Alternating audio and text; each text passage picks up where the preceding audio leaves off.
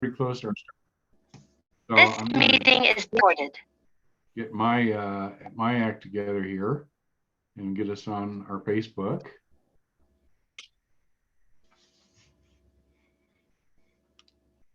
He's showing off some more, Jamie. Right? I know, I need to take notes over here. Don't worry, I'll start in.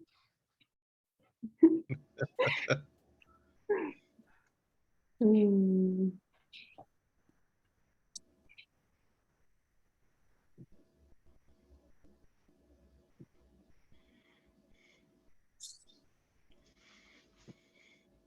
All right. Gotta find my group here.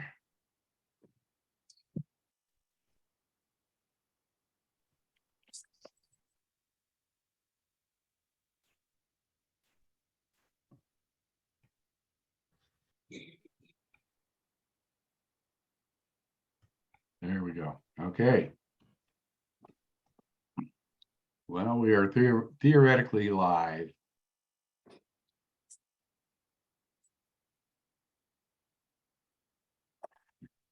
And now let me get the screens shared and we will get started almost right on time.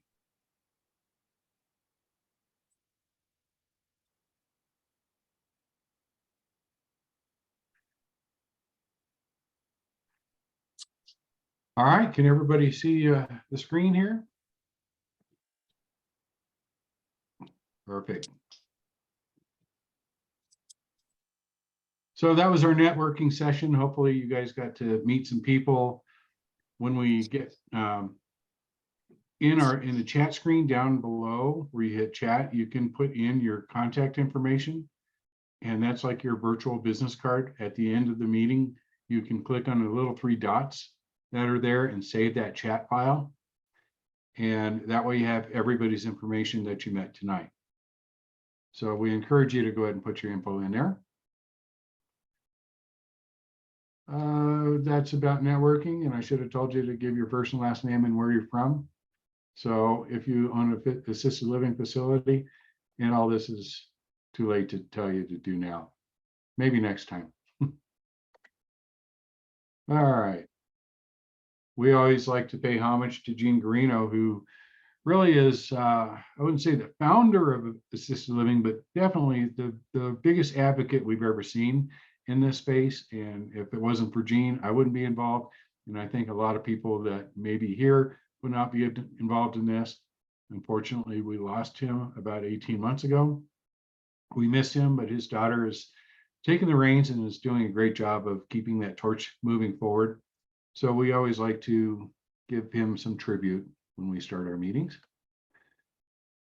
Our website is the DAALR.com. This is important, particularly if you're an operator in Colorado. But even if you're not in Colorado, we have some good information on that website. There's a spot there, assisted living for sale. I don't know that we have anything up there today. Most everything we have is under contract. Get funding brings you right to our funding page for our RAL lease options. You can contact us there at the contact page. Under the key links, this is important. If you're an operator here, you want to make sure you go to the helpful links. And very important here is the Chapter 7 section right here, and Chapter 2. If you're an operator in Colorado, these are the rules and regulations. You need to know those like the back of your hand. It's very important information there. There's a lot of other helpful links on there as well.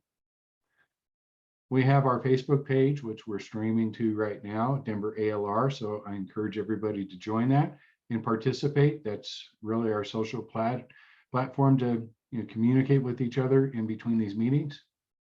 And of course, our meetup. This will be very important as we go live to make sure that we have enough room. If we do have it in the office, we'll be ordering pizza. If we end up at a restaurant, then we need to tell them how many people we expect to attend. Next, we like to talk about our sponsors a little bit.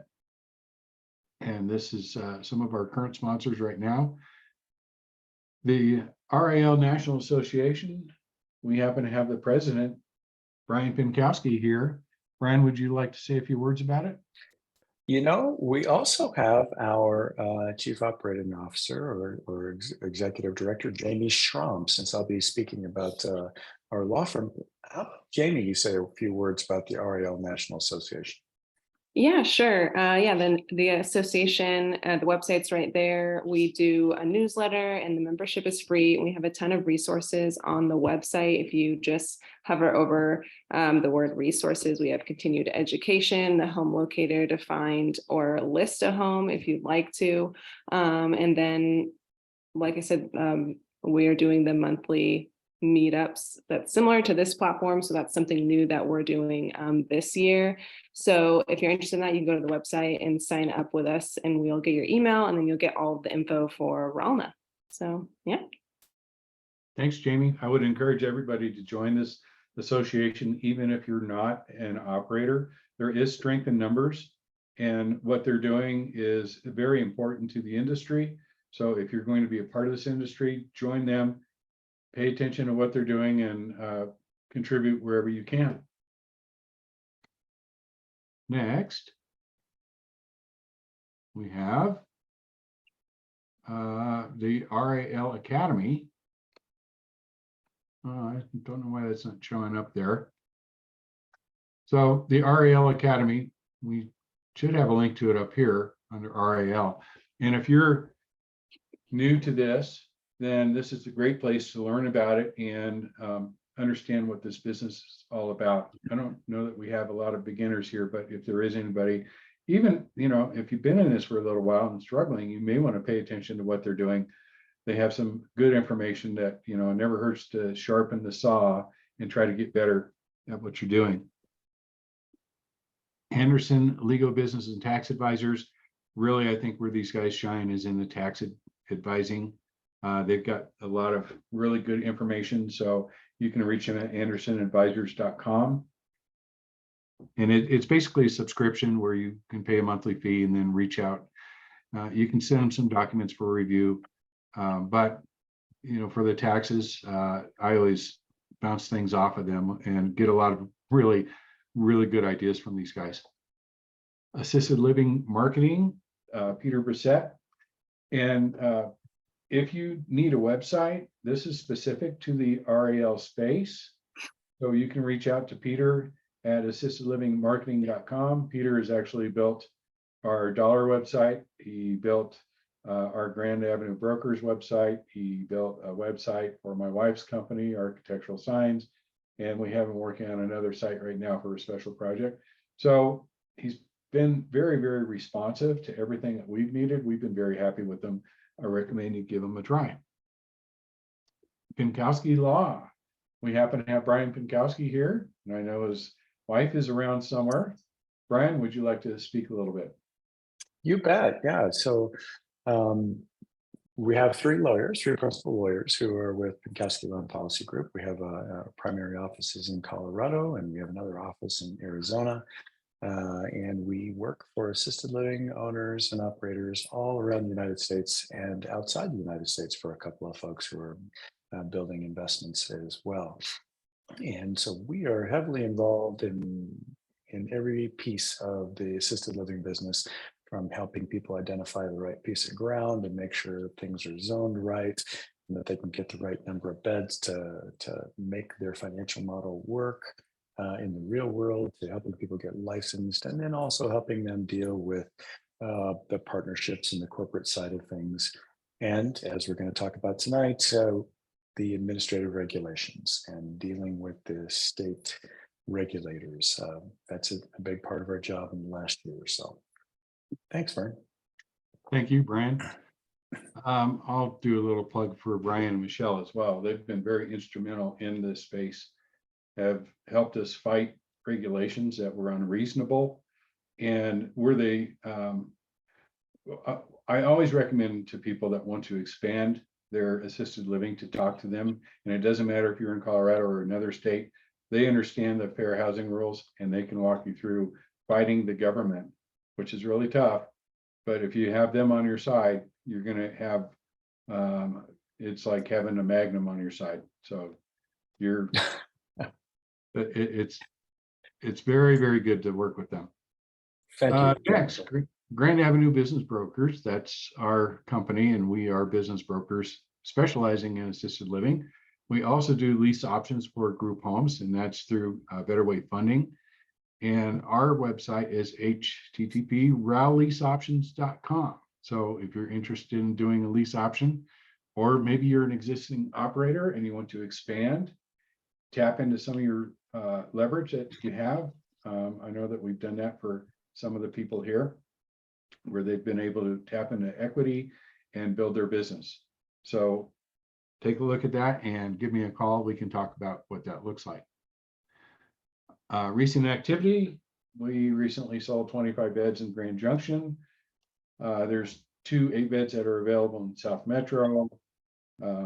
Last couple months, we sold a 10-bed up in Northern Colorado. We have under contract a 10-bed of real estate only in South Metro. Also, we have under contract 86 beds in East Colorado, 40 beds south of Denver, 25 beds south of Denver, and 32 beds south of Denver. So if you need any help buying or selling, then give us a call. There's my number. And this is just a map of what is currently on the market. You can see there's a lot of opportunities out there.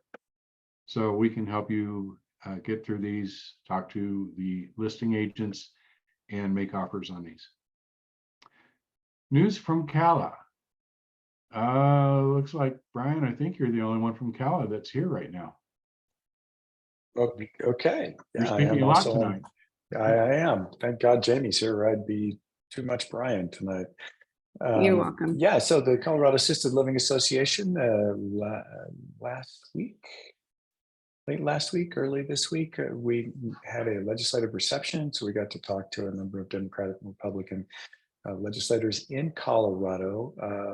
Many of them really didn't understand just how difficult things are for the Medicaid operators in the state. They also didn't understand that there's a law on the books that requires the health department to create a different set of rules for smaller, or to distinguish regulations by size. And if you're in the business, you know that the health department has not wanted to distinguish regulations application by size of the facilities. So they were surprised to find that out. Also discovered that the legislators don't really understand how the Medicaid funding flows into the state budget and how it flows out to the various parts of the government that are involved, and how little of it actually flows to the Medicaid providers in assisted living.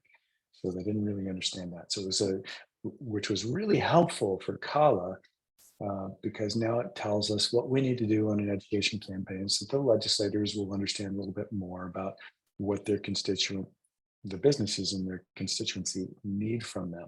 And they can't do anything other than respond to news reports if they don't really understand what's happening in the assisted living industry. So that was a very good thing that's happening. And additionally, we're working with our lobbyists to work on a number of bills. And anyway, the Colorado Assisted Living Association is very, very busy. Thank you, Brian. You are busy, aren't you?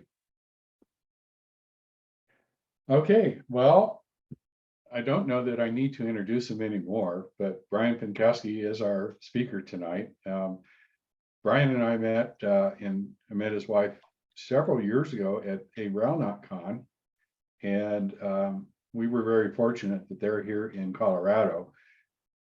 And it's been a true pleasure working with them, and I can't say enough good things about them.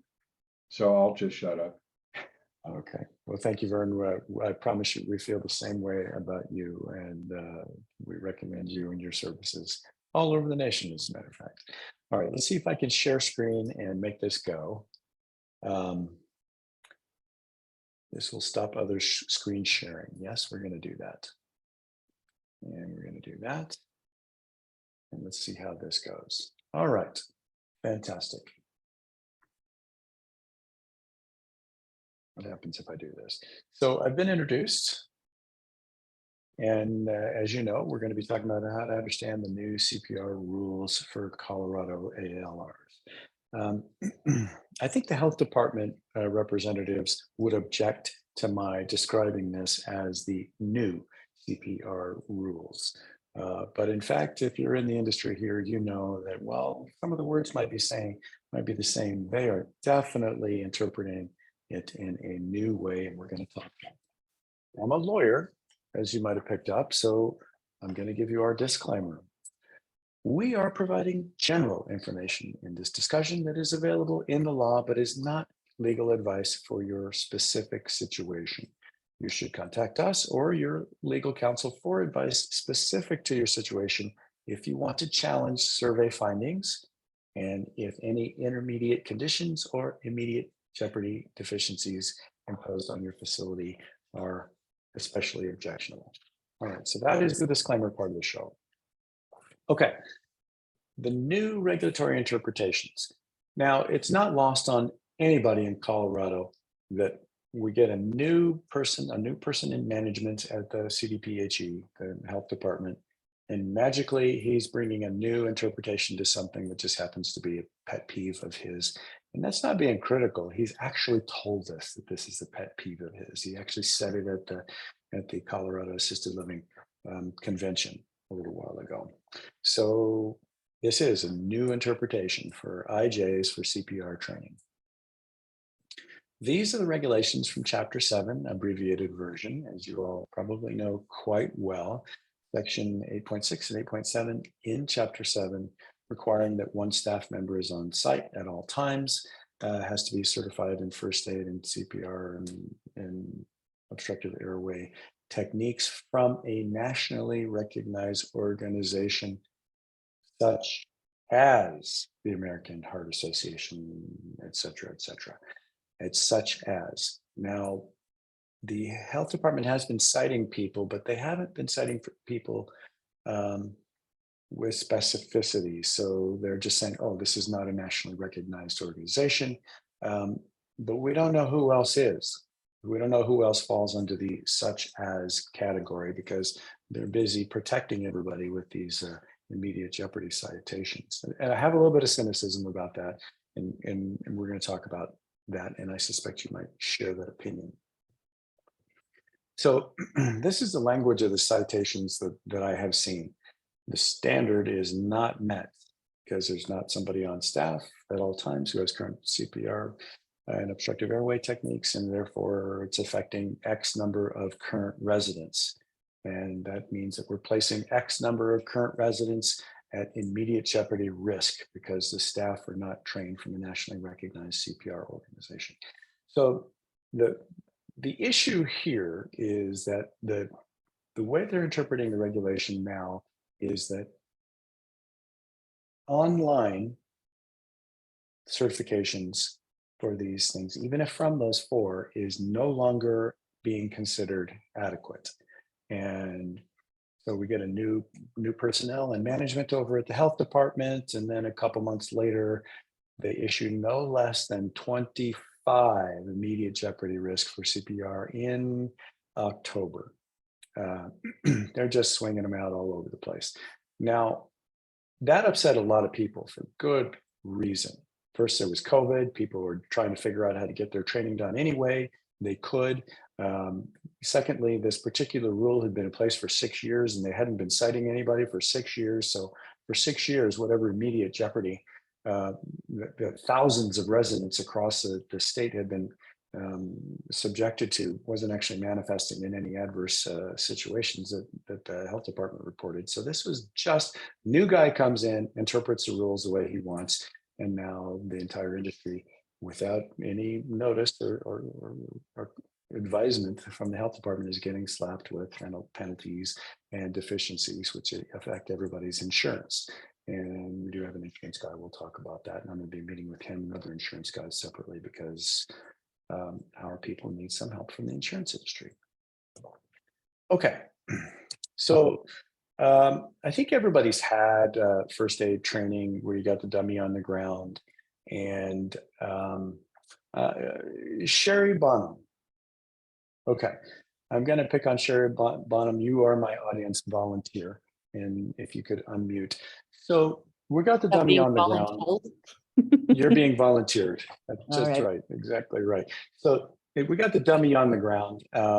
And what exactly is the physical demonstration for clearing the airway. Like tilting the head back and making sure that there's breath coming out and it's not obstructed.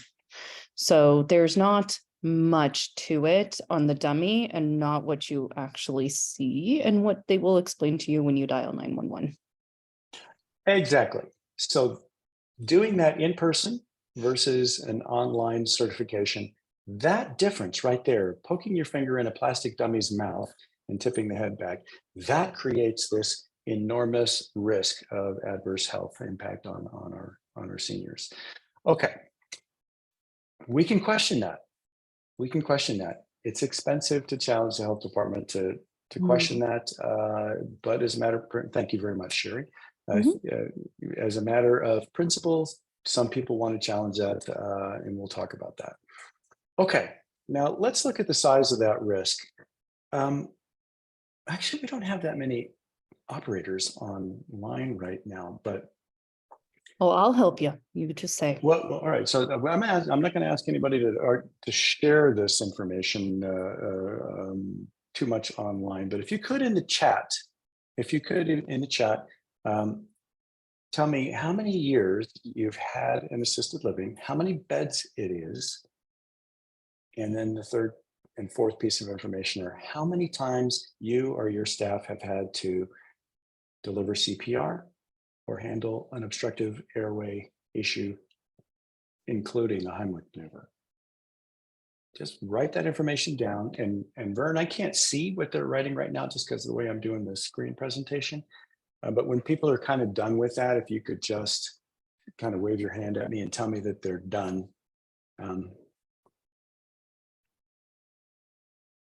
Never. Okay.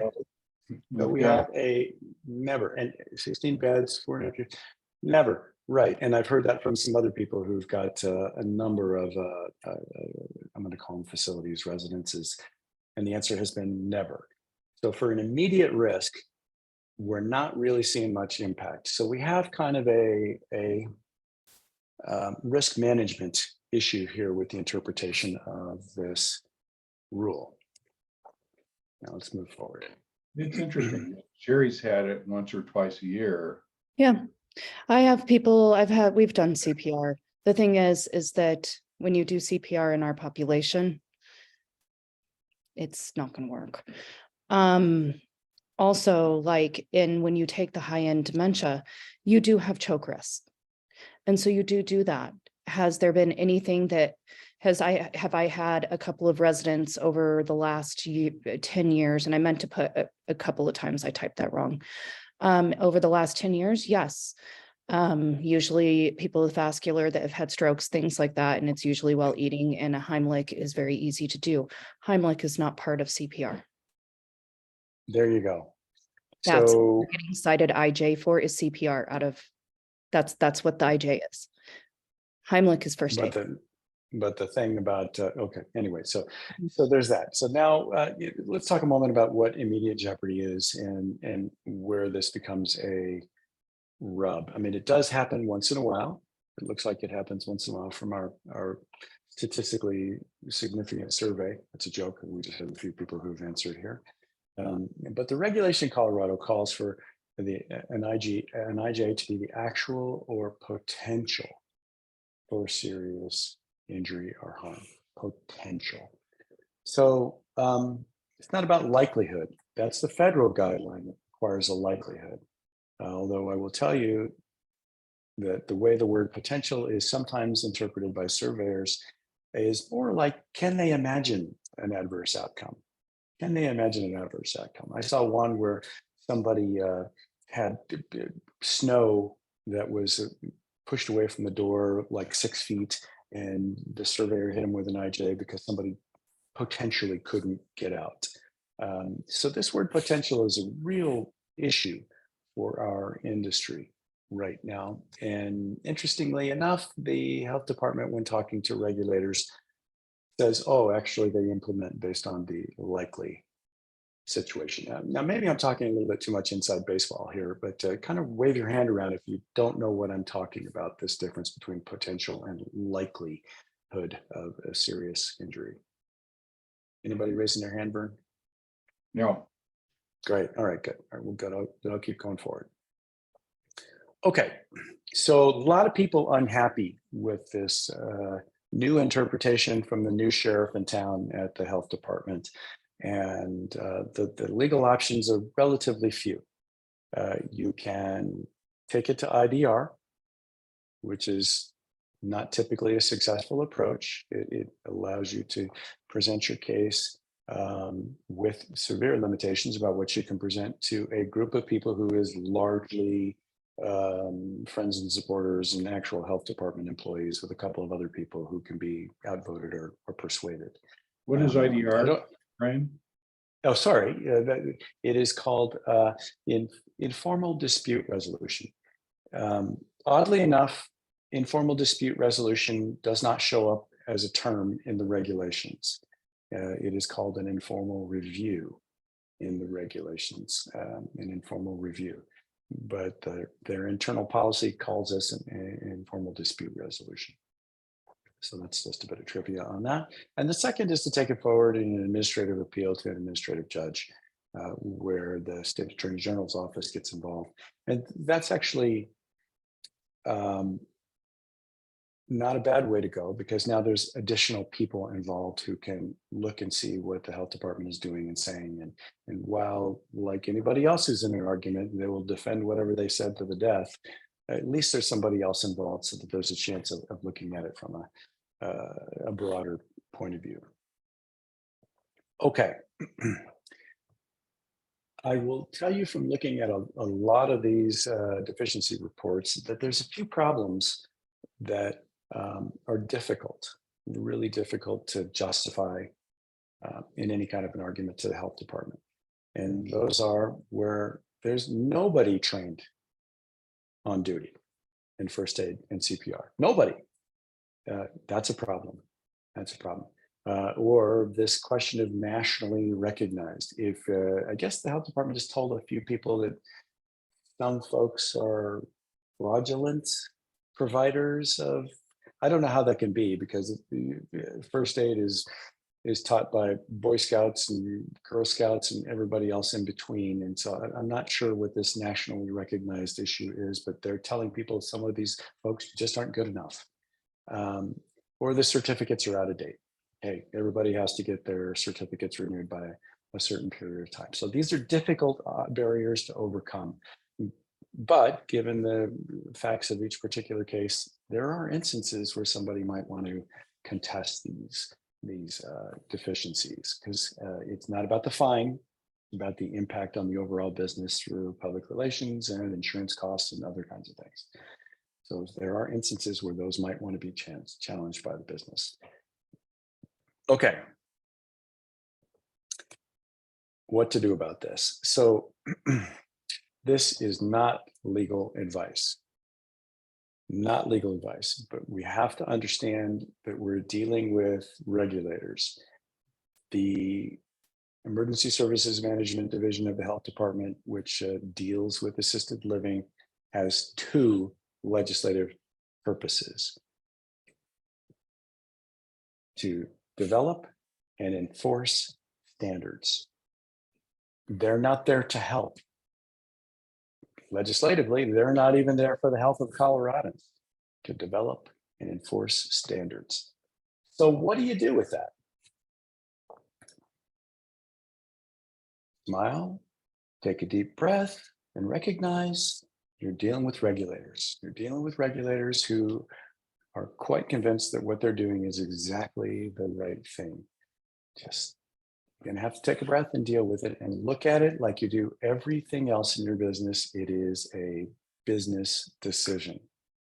So, okay, their ask is not so big. Hey, get your first aid and CPR and airway training with in-person demonstrations. That is not such a big ask. I think the real rub here is that it was a sneaky, underhanded bit of gotcha that they played by hitting everybody with these things. They could have sent out a notice and said, look, you guys have got 2 months. We feel like this is an out point in the way people have been handling this, and we want you to get this all done. But they didn't do that. So basically they played sneaky, and And there's a feeling of betrayal is what comes through when I talk to assisted living owners and operators, which really makes people super mad when they want to fight about things. But in fact, smile, take a deep breath. This is the easiest thing to do. Just get it done. Get it done. While you're on this, Brian, I don't know if you don't mind me making a comment quickly. Go ahead. So just FYI, you know that I don't know if I even told you that, but because we've talked about this, but there are two. I'm a CPR instructor, right? I used to teach it. I just don't have time anymore to teach it. So there are two types of CPR, first aid CPR.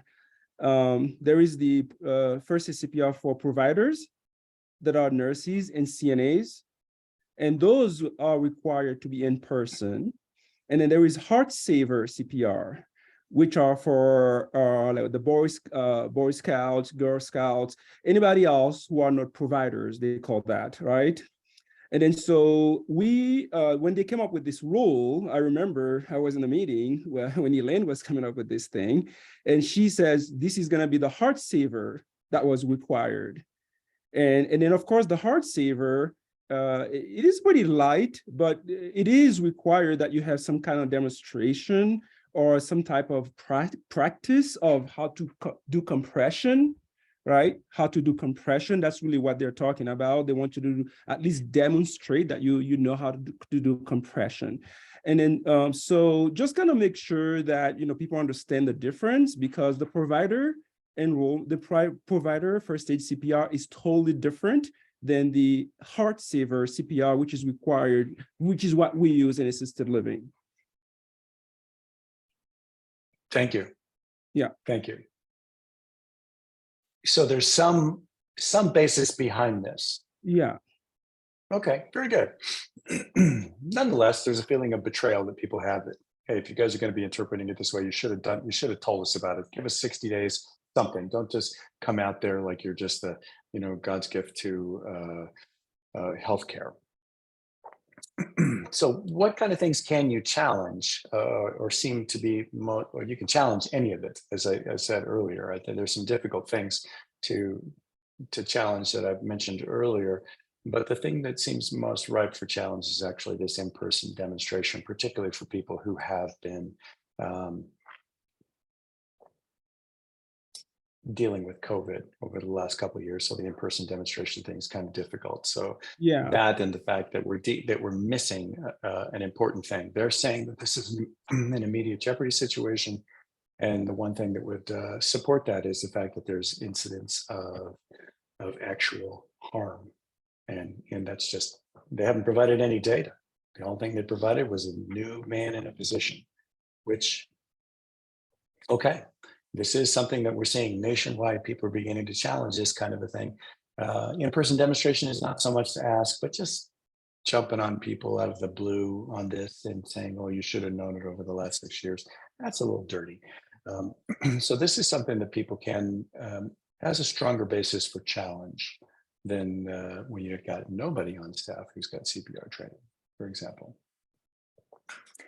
So that's the good news and the bad news of it. The good news is that there are a few things to push back on if you were to choose to have a legal challenge to some of these things. However, some of this is just part of the business of being in assisted living. And just know that you're right. This is a little petty. This is a little petty. And it's not really designed to help the industry or protect anybody. It's just to prove somebody's right about something and use the power of government to support their position, is my opinion. So are there any questions without getting into specific legal situations? Yeah, Brian. So what I thought we could challenge, I thought you were going to challenge would be, you know, how would they prove that this is the same level of example, finding somebody smoking with a cigarette that is on oxygen, right? That I could agree that is immediate jeopardy, but not having somebody on, you know, or somebody in, you know, doing proper CPR training, that's what I felt was not fair, you know, getting an IJ for that, because the rules weren't in place. It wasn't part of the rules forever, and nobody died because of that. It was, we called 911, and then 911 walk you through a CPR or walk you through the emergency. And then that was done for years. And then, so a few years ago, they came up with this heart saver thing, first aid CPR thing. And then, of course, even then, there was no reason, nobody really is going to do CPR first aid. We've had homes for a long time, and we've never had to do it really. Most people panic when they ask them to do it. Really, it's not really that they're going to do it. And then so my take on that would be, okay, it doesn't make sense because it's not immediate jeopardy. If you don't know how to do it, you can call somebody to show you how to do it. You call 911. There is a system in place, so it doesn't constitute immediate jeopardy. That's my problem with it. You're right. You're right. It is a significant question about whether this is an immediate jeopardy, because we know from news reports that they are all over the map on what is an actual immediate jeopardy. Yeah. All right, Sherry wanted to say something. I was going to make the same 911 comment. That's what happens. So whether you're CPR trained or not, first of all, if you do have to do CPR and you work in senior living, because it is so rare, it is a panic. And no one remembers. And so the person on the 911 operator walks them through CPR, Heimlich, clearing the air path. That is part of standard procedure. Right. That's exactly right. Yeah. So I would agree with the tag, with a deficiency, but not immediate jeopardy, right? Exactly. Right. Right. That's just unexplainable in any other, in terms of they're hitting us with two, an immediate jeopardy. And then when you get your deficiencies back, the CPR and the first aid are separated. The CPR is a level E, which is the IJ, and the first aid is a level B. Okay. Yeah. So they're not really partners in the industry to try and improve the health of Coloradans. And that's part of the frustration here. And the reason for that is despite some of the introductory language in their legislation that says, hey, they should be partners and mentors and educators in the business. The reason for that is when it gets right down to it, the legislature told them to do two things: develop and enforce standards. Exactly. And the REACH program, the REACH program was just some catchy thing that they don't do anymore. It was just, yesterday's head of the health department coming up with something fun, which would have been great, but it's not actually part of the rules. So Okay. Are we able to fight or I would say this take this to an administrative judge and get this challenge these findings, Brian? Well, that's the thing. I mean, if they're hitting you with a fine that's $500, which is, at first I was seeing them 2,000, then I saw them very quickly to 1,000, then very quickly again they're down to 500. Mm-hmm. They don't really understand the impact on insurance, and in fact, we don't understand the impact on our annual renewal insurance because you don't find out until significantly later.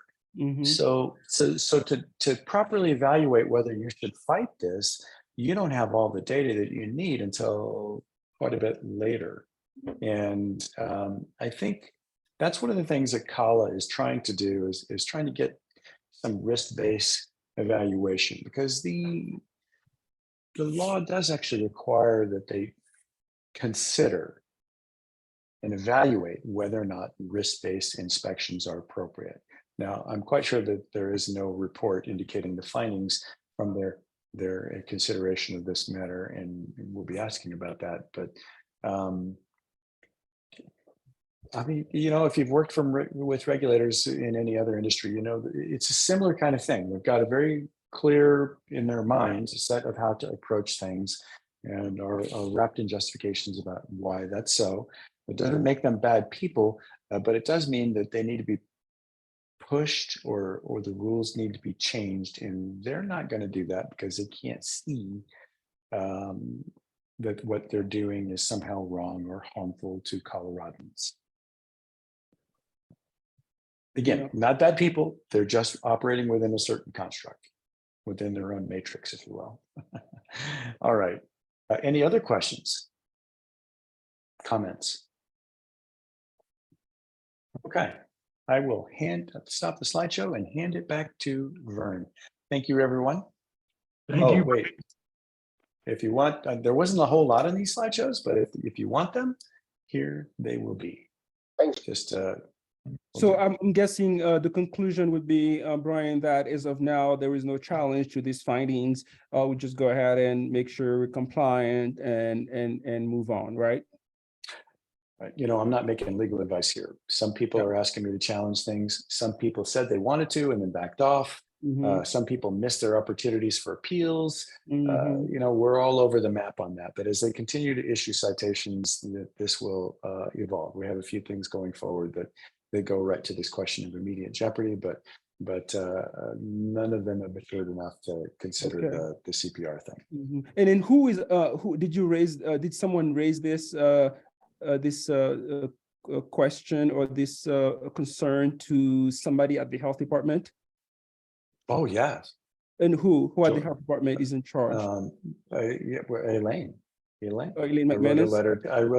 a letter to Elaine saying, hey, this doesn't meet an immediate jeopardy standard. It doesn't show that there's a likelihood kind of issue. And, What was her and response? the answer was, we don't have to do the CMS likelihood standard.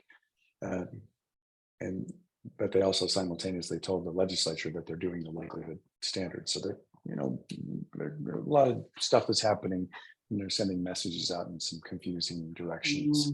Again, I don't think it's intentional as much as it is not keeping track of their own approach to things in a coherent way, which is not so unusual. Yeah. Okay.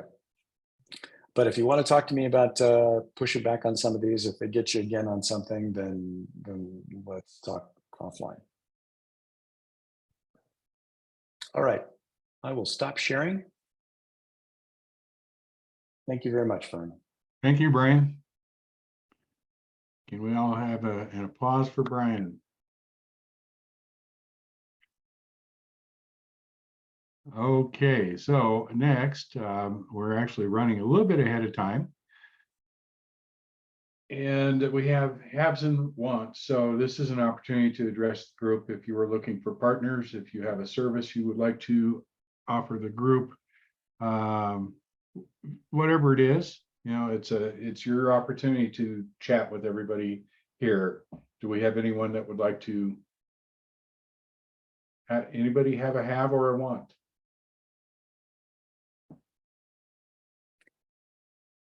I do. I want to hear about the insurance that people have at their facilities.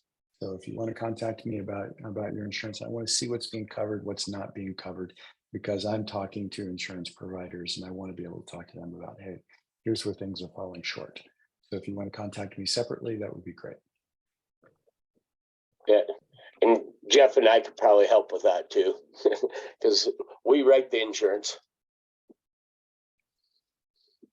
So Brian, yeah, if you want to talk offline, I could tell you what I'm seeing in the industry and what the changes are in 2023 of pricing going up, and the survey delays on their renewals. They got to have their surveys done because the ratings are getting much higher for the clients at renewals that don't have updated survey. They're getting rated about 1.5 times higher than people that do have updated surveys. So There's clearly no way for us to do that. You know that, right? yeah, I know that. I'm trying to negotiate with the carriers on that.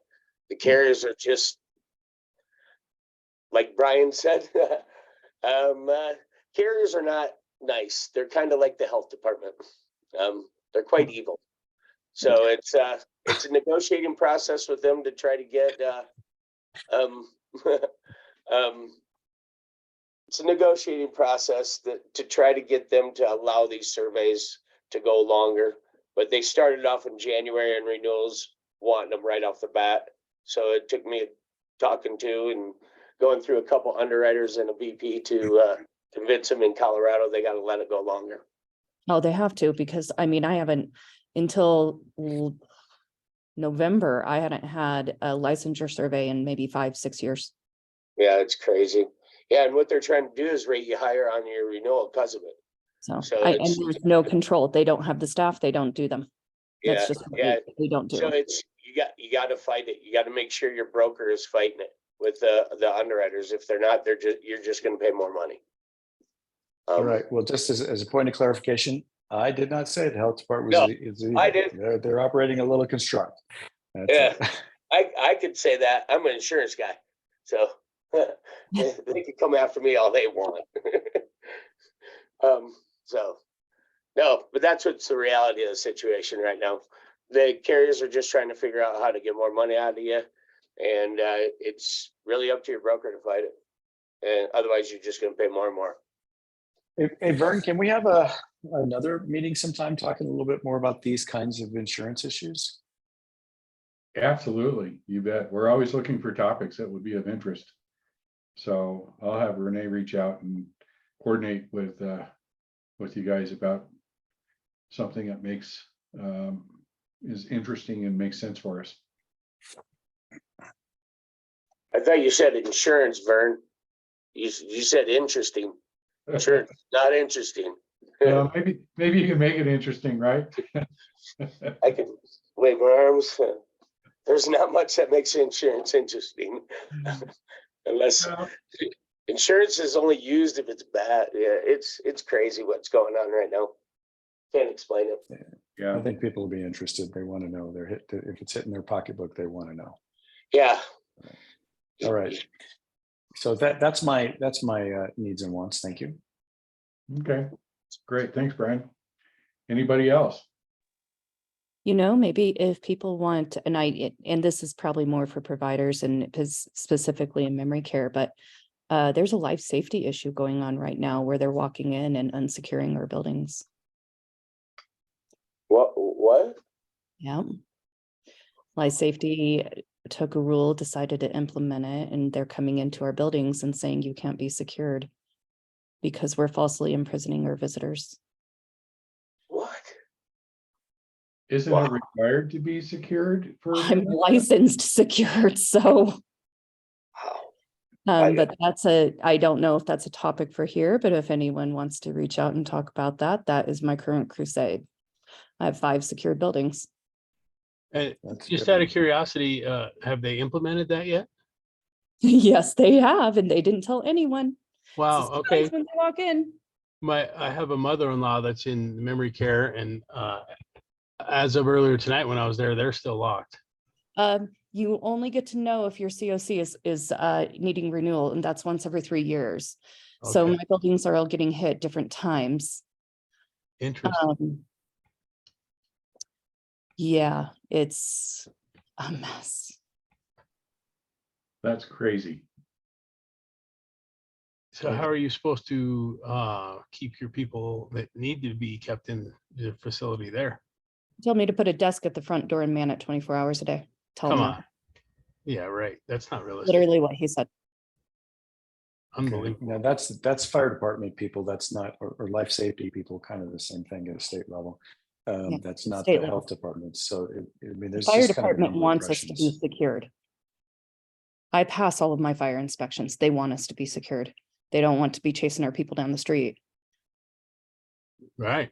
And that's what they will be doing. Yeah. Wow. Yep. Mm. Fun stuff. Well, got some important stuff coming up tonight, Vern. Yeah, that's interesting. I wonder, Sherry, if we had a presenter a while back that has these wristbands, and the wristbands would, unlock a door. I wonder if that could be reversed, where it could lock a door if they get within a certain distance of the door, where the door would lock and keep them from going out that way. Either that or recognize what kind of facility we are. That would be Literally told me, he goes, I've never heard of Chapter 7. I don't know. I literally pulled it in front of him from the health department's website. They didn't know about Chapter 7. Well, we're running into some interesting things like where there's confusion between different state and local groups. Like Sometimes police officers are very confused about what happens when somebody wants to be discharged. And so, some cowboy police officer might say, "Oh, you haven't properly discharged this person, therefore, you've got abusive at-risk adult." And so that, and along with the fire department and life safety confusion and what's going on with the health department, there's a little, how we might say, lack of harmony in the industry. And lack of education. This guy that came in and did this life safety survey, he committed a resident right violation and he wouldn't even listen to it. He cited me for a resident having Christmas decorations in her bedroom. It was not a fire thing. He cited it for being 90 days out of the holiday. It is her bedroom. That's a resident right. He made me take them down. Wow. That's horrible. So there's some things out there that if we don't start banding together and talking about together and start approaching people with, Who is you your know- surveyor? Who is that surveyor, that inspector? that his name is Brian, but his head of department backed him on everything. What fire department was it? It's not the fire department. No, yeah, I think it's. I know very well. She's talking about a life safety inspection safety- from yeah. DFPC, Department of Oh. Department of Fire Prevention and Control. Yeah, they are from the state. They are contracted who they by are. CDPHE to do their life safety inspections. Wow. Mhm. Okay.